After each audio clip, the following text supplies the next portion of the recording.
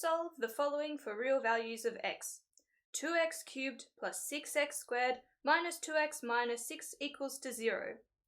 I've got a little hint down here that you should always take out the highest common factor first if it's present. This will make your long division a lot easier. Have a look up here. In this expression, you can see I've got a 2, 6, 2, and 6. Since everything is even, I can do a very easy first step of just taking out that 2, and it will mean that the polynomial that I need to factorize will be much smaller. So if I take out 2 from each term, I'm left with x cubed plus 3x squared minus x minus 3 equals to 0.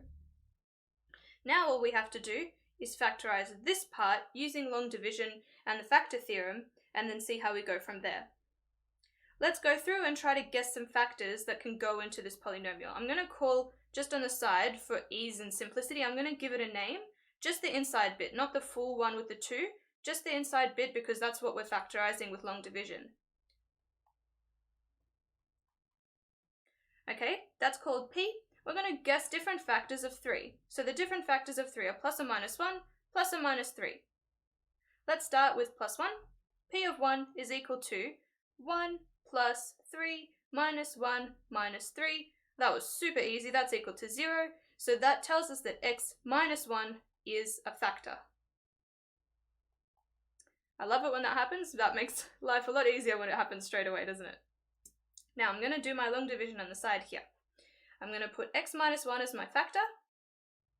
I'm going to put my polynomial, just the p part, under here.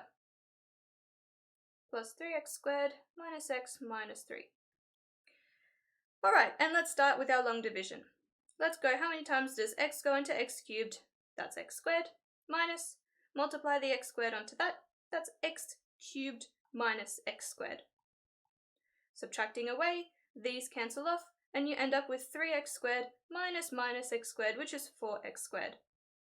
Bringing everything down, minus x minus 3, and we'll start again. How many times does x go into 4x squared? That's just 4x. We multiply that down and subtract it away. So 4x times x is 4x squared.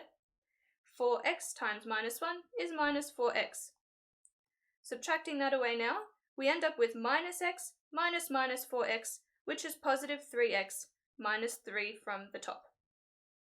Last time, how many times does x go into 3x? That's just 3. Multiplying this by 3, we end up with 3x minus 3, and subtracting that away, we end up with a remainder of 0. Awesome. That tells us now that we can factorize this partially, so far, with our solution up the top and our solution out here. So we have x cubed, we have our linear term, x minus 1, and then we have our quadratic term, x squared plus 4x plus 3 equals to 0. So we have our linear term and we have a quadratic term. We need to factorize the quadratic term further. So let's have a think about how that might factorize.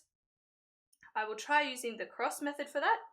We need factors of x squared on the left, and we need factors of 3 on the right.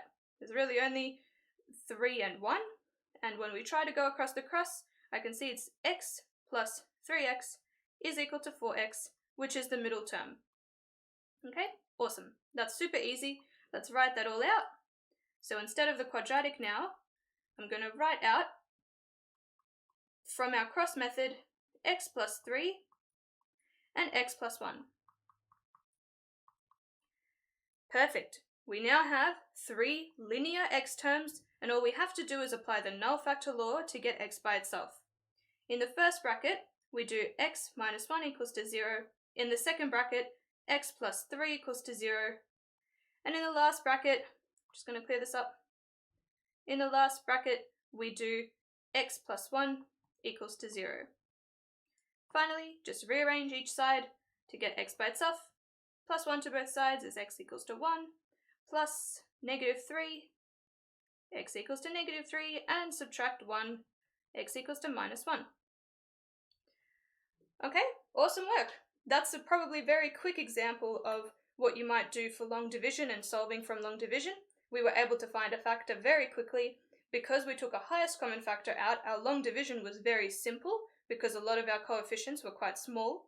And then we were able to factorize this using the cross method, and then just follow through to solve for x using the null factor law.